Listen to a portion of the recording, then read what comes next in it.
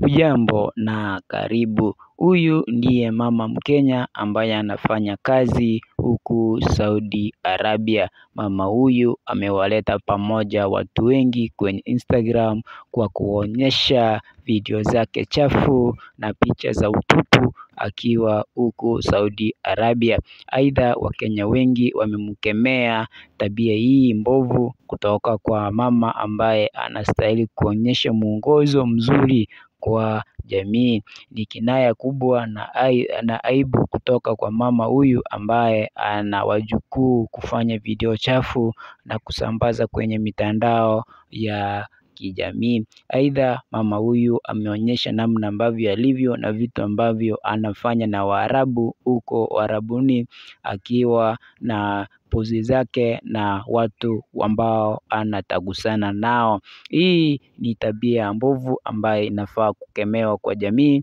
Vitendo kama hivi kusambazwa kwenye mitandao ya kijamii na huenda atachukuliwa hatua. Langu jina lasalia kuwa Maskini Msomi, na hii ni Maskini Msomi TV, kituo ambacho kinakupatia taarifa kemkem na matokeo pindi yanapochipuka. Na kutakia kila la heri, ila na kuomba hakikisha ya kwamba unaponyesha kidude hichi chekundu ili uweze kupata matokeo kama haya.